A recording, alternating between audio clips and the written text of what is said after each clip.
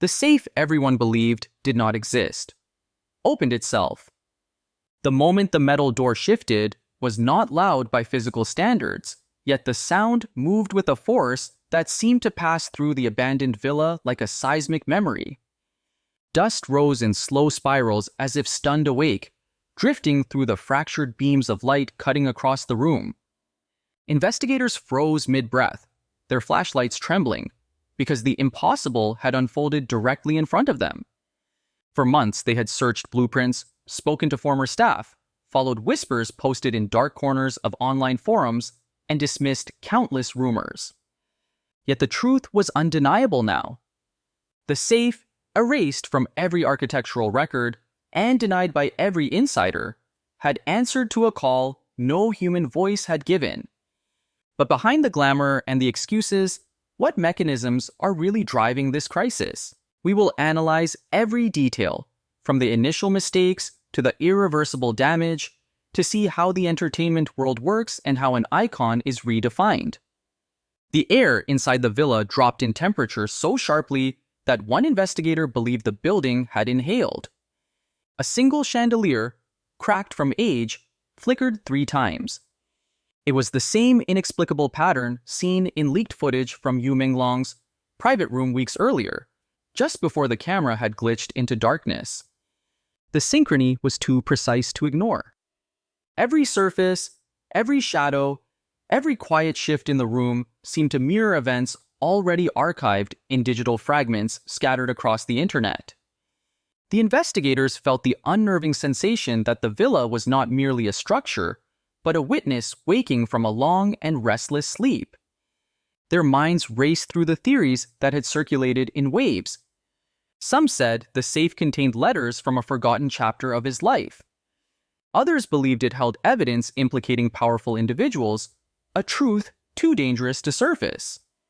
A smaller, more unnerving group insisted that it was never a safe in the traditional sense, but a containment chamber that Menglong had used to trap something he had encountered on the night he vanished. The villa seemed to respond to that thought.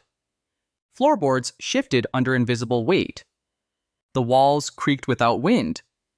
Light bent faintly around the edges of the room, stretching shadows in unnatural directions. Then the door of the safe opened fully. It did not swing. It unfolded, as though pushed from the inside by an unseen hand. Objects inside glimmered under the thin light of the flashlights, waiting, expectant, arranged in a way that felt almost ceremonial. The investigators did not move at first. They only stared, breath lodged in their throats, because this moment had shattered every assumption they had carried into the villa. The truth was no longer obscured by rumor. It was sitting only inches away, pulsing with a silent invitation. And as the lead investigator finally reached forward, the villa responded with a low, resonant groan.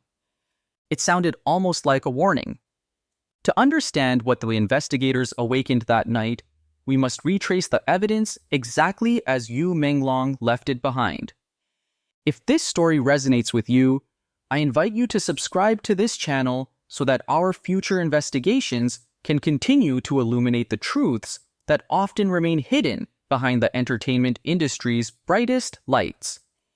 Share this video across every platform where voices gather, because collective awareness is the only force capable of demanding accountability. Let us stand together, not in anger, but in clarity and compassion, to ensure that what happened to Menglong is never repeated. Let us raise our voices so that silence can no longer swallow the struggles of those who give so much of themselves to the world. The open safe did not simply reveal objects. It revealed intention. Every item inside, every shift in the air around it, carried the unmistakable imprint of a man who had run out of time, but not out of purpose. As the investigators leaned closer, the first sensation that struck them was not fear, but an eerie recognition. The arrangement inside the safe was deliberate. Nothing was scattered. Nothing suggested panic at the moment of placement. Instead, it felt as though Menglong had prepared a sequence that someone, someday, would have to follow exactly as he left it behind. The black notebook, bound in fraying crimson thread, lay at the top. Its cover was worn unevenly, as if held too tightly, too often, by hands that trembled with urgency. When the lead investigator reached for it, a faint static throb pulsed through the velvet lining. The notebook felt heavier than its size should allow, almost as though it resisted movement. Even before it was opened, it carried the sense of a record created not for reflection, but for survival. This was not a journal. It was a containment. Next to it rested the old flash drive, inexplicably humming with a faint blue glow despite the villa having no electrical source. The investigators exchanged looks that mirrored the same unspoken question. If this device was active, then something inside it was waiting. Something that did not depend on the house for power. Something that did not depend on human permission. But the object that seized their attention with the most palpable dread was the slender glass vial. The silver liquid inside swirled as though stirred by invisible breath. It did not reflect light. It reacted to it, bending and reshaping itself in fluid motions that resembled thought rather than physics. When a flashlight beam passed across the vial, the liquid rose and twisted toward the source. It was not imitation. It was analysis. The investigators realized it instantly. The substance was studying them. At the bottom of the safe, half covered in dust, lay a torn photograph. In it, Menglong stood beside the faceless shadow figure that had haunted leaked videos for months. Yet the shadow did not loom behind him or reach toward him. Instead, it appeared positioned at his side, angled subtly forward, almost as if shielding him from whatever stood outside the frame. This single shift in posture challenged every assumption the public had made. If the shadow was not hunting him, then the question changed entirely. What was he hiding from, and why had he trusted the shadow enough to stand beside it? The final object, the small audio recorder, vibrated faintly in the silence. Its surface was warm to the touch. Warm, despite the villa growing colder by the minute. When the investigators pressed play, his voice emerged through a haze of static. It carried exhaustion, but also clarity. Menglong did not sound frightened of the shadow. He sounded frightened of everything else. His words described a pursuit that began the night he encountered the liquid inside the vial. He mentioned 2 sets of footsteps. He spoke of a truth he was never meant to uncover. He said he was not supposed to survive the first night. What unsettled the investigators most was not what he said, but what he refused to say. Every sentence broke off before naming who he believed was chasing him. Instead, he offered a warning. If the safe was ever opened, it meant the system meant to protect him had failed. It meant the world was now vulnerable to the knowledge he had uncovered. It meant those who had come for him would come again. Each object, each recording, formed the beginnings of a pattern. The symbols in the notebook matched the marks burned into his wrist in hospital footage. The vial reacted to human presence as if gathering data for something unseen. The photograph positioned the shadow not as an enemy, but as an ally. And the flash drive, still pulsing gently, awaited the next step in the sequence he had left behind. When the lead investigator stepped back, a chilling realization settled onto the room. Menglong had not hidden a safe. He had constructed a warning. He had set the pieces in place to reveal the root cause only when he no longer could. What do you think about this? Comment. Amen below so we can continue with the unfinished stories. The atmosphere inside the villa transformed the moment the investigators engaged with the objects. What had begun as a tense discovery shifted into something far more volatile, as if every piece of evidence carried its own gravitational pull. The air thickened. Light bent. Shadows began to move in ways that did not belong to any living person in the room. The investigators did not speak at first. They only observed the shift in the environment with the uneasy recognition that the safe had not been designed to conceal information. It had been designed to restrain it. The first reaction came from the vial. The silver liquid, previously swirling with slow deliberation, rose again, stretching upward in a thin, trembling column. It aligned itself with the beam of a flashlight, responding not with imitation, but intention.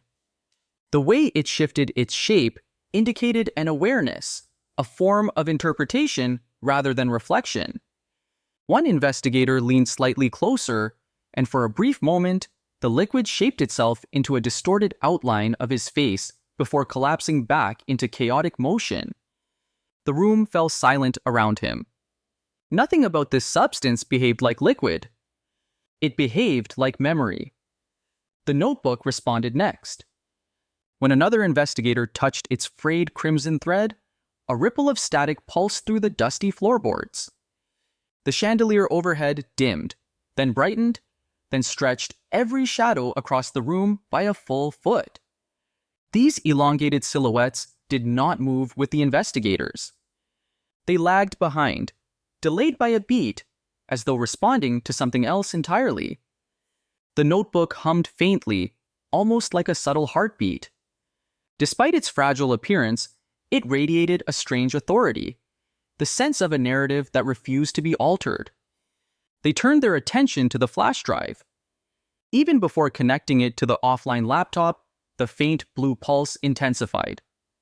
When the screen lit up, it did so without the typical boot sequence. The moment the folder titled "Do Not Open" appeared, the villa itself seemed to react. Wooden beams groaned under invisible weight, and fragments of dust drifted downward in steady spirals. The investigators clicked the folder, despite the clear warning. The video that appeared was unmistakably recent. Menglong, exhausted and trembling, stood in the same hidden room glimpsed in leaked hallway footage. His voice was soft but determined. He whispered that they were back, and that this time they had found the safe. His hand shook as he angled the camera toward the doorway, revealing the familiar shadow figure. But the figure did not advance. It pointed. It directed. It warned. Its outline glowed faintly as if divided between two realms. The footage ended with a sudden blackout. The timing felt intentional, as though the message had been allowed to exist only long enough to confirm what the investigators had begun to suspect. The shadow did not hunt Menglong. It guarded him. They lifted the torn photograph again, this time examining it under a strengthened beam of light. New details surfaced, bending unnaturally across the edges. Physics seemed irrelevant here. Shadows within the photograph deformed, curving against the natural flow of light. On the back, the faint warning took on new urgency. Do not trust the ones in white. The investigators exchanged uncertain glances. Every prior assumption about the case felt reversed. The threat was not the shadow that had appeared repeatedly in leaked footage. The threat was something else entirely. The audio recorder crackled to life again without being touched. The temperature in the room fell instantly. Menglong's voice emerged, breathless and strained. He spoke quickly, as if racing against an unseen presence. His message was not a plea, but a declaration. He insisted that the shadow knew the truth, and that those who pursued him were not chasing him, but what he had discovered. The recording ended abruptly, leaving only a suffocating silence behind. At that moment, the investigators understood the scale of what they were facing. The phenomenon was not random. It was coordinated. Every object in the safe was an anchor in a larger network of events that had already begun to reactivate. The villa was responding to each discovery with increasing intensity. The more evidence they touched, the more the house awakened.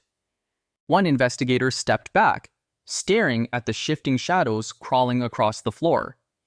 His voice was faint, almost involuntary. "This is not a record," he said. "This is a system." and for the first time since entering the villa, no one disagreed.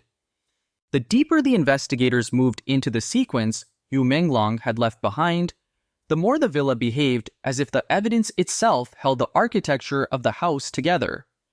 Every object within the safe seemed to influence the environment, as though they were nodes in a fragile network. By the time they returned to the notebook, the air in the room had thickened into something that felt nearly tangible. Their flashlights flickered in steady pulses, matching the rhythm of the silver liquid trapped within the vial. Nothing about this was coincidental. It felt orchestrated. The lead investigator opened the notebook again. The static that fired across the floorboards earlier now rose through the walls like muffled electricity. The chandelier above them began to sway, despite the absence of wind. It moved slowly at first, then rhythmically, like a pendulum measuring time that had shifted out of alignment. Shadows stretched across the walls in elongated forms, bending and contorting, as if reacting directly to the ink on the pages. Each page revealed a narrative that grew increasingly frantic.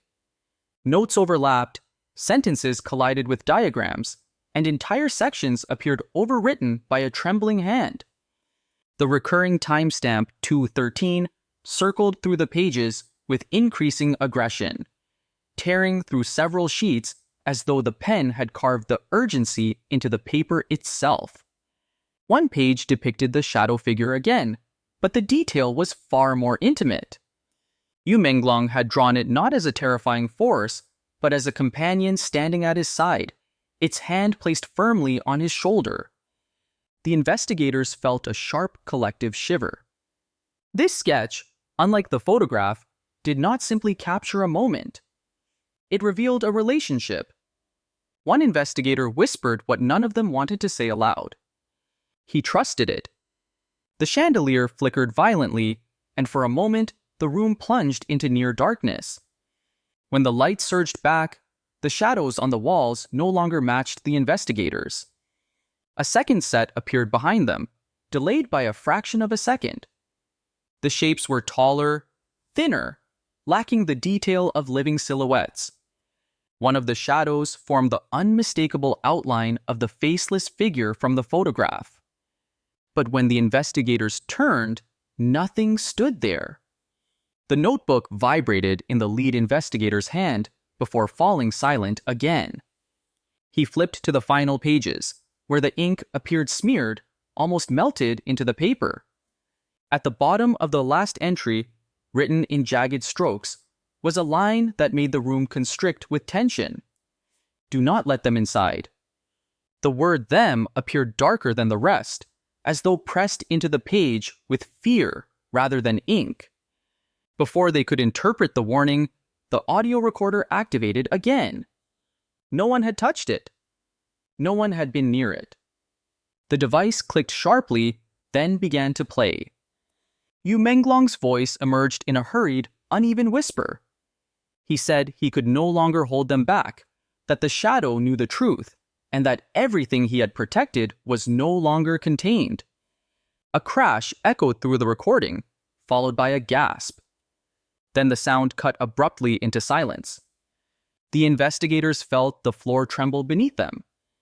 The vial pulsed with a dim silver glow. The liquid inside rose once more, slow and deliberate, forming a perfect shape. A number. 2. Then 1. Then 3. The final formation burned with a sharp luminosity, holding the air in suspension. The chandelier flickered twice in sync. Something was aligning. Something the investigators had unintentionally completed when they opened the safe. One investigator stepped backward, his voice cracking under the weight of realization. This is not a haunting. This is a signal. The torn photograph slipped from its holder inside the safe and landed face down on the floor. When the investigator nearest to it turned it over, the warning on the back appeared clearer than before. Do not trust the ones who do not cast shadows.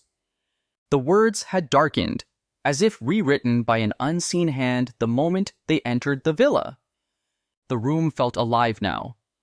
A pressure built inside the walls, a steady vibration that was neither sound nor movement, but something in between. Every instinct urged them to leave, but something stronger rooted them in place. The safe, the symbols, the sketches, the liquid, the recordings. They were no longer simply evidence. They were components of a mechanism that had just been reactivated. A cold realization rippled through the team. Menglong had not been fleeing from the shadow. He had been fleeing with it. And with the safe now open, the cycle he had tried to suppress had awakened once more. When the investigators finally stepped out of the villa, the air outside felt unnaturally still, as if the world beyond the threshold had been holding its breath in anticipation of their departure. The heavy wooden doors slammed behind them with a force far too powerful for aging hinges, and the echo reverberated through the stone walls like the closing sentence of a story that refused to be finished. The lights inside the house extinguished in a single synchronized pulse, plunging the entire structure into a darkness so complete that it seemed to absorb the faint moonlight drifting across the courtyard. It was as though the villa had withdrawn into itself, sealing away whatever consciousness had momentarily awakened. The investigators did not speak as they crossed the overgrown path leading back to their vehicles. They carried evidence, recordings, photographs, and notes, yet none of it felt like an answer. If anything, the collection of objects had opened far more questions than it resolved.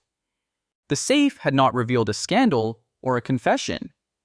It had revealed a system of symbols, mechanisms, and warnings so intricate that the traditional language of investigation felt insufficient to describe it. The essence of the mystery remained beyond their grasp, pulsing quietly beneath the memories of everything they had witnessed inside the house. One investigator paused near the gate and looked back. The villa appeared dormant now, but the silence felt deceptive.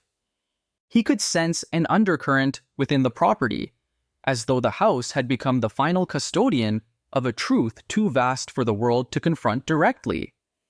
Menglong had not been hiding a secret in the ordinary sense. He had been holding back a tide. Every symbol, every frantic annotation, every repeated timestamp of 2113 now appeared as part of a larger architecture, one he had tried desperately to lock behind a barrier the world believed did not exist. The deeper implications settled slowly among the team. The narrative surrounding Menglong had always been shaped by assumptions, theories, and projections. People said he was running from a dark force. Others said he had lost control of his own fears. But the evidence inside the safe pointed toward a very different truth. He had discovered something significant, something he feared yet trusted, something he saw not as a threat but as a guide. The shadow that had followed him through the leaked footage was not a specter of danger. It was a shield. The real pursuit, according to every clue he left behind, had come from elsewhere. The investigators began to understand the weight of his final message. What he had protected was not a secret of fame or reputation. It was a phenomenon that challenged the boundaries between presence and perception, between matter and memory, between what is visible and what chooses to remain hidden. The safe had been a seal, not a storage unit. By opening it, they had not exposed a truth. They had awakened one. As the vehicle started and the gravel crunched beneath the tires, the team carried the uneasy knowledge that their role had shifted. They were no longer observers of a mystery. They had become participants in a cycle that extended far beyond the villa. The objects retrieved from the safe continued to emit faint vibrations, as if aware of their relocation, as if waiting for the next moment of alignment. The night sky above them appeared unchanged, but the investigators sensed that something, somewhere, had already begun to move in response. What Menglong had tried to contain was no longer locked behind steel. It was active. It was aware. And the world, without realizing it, was already stepping into the path of what came next.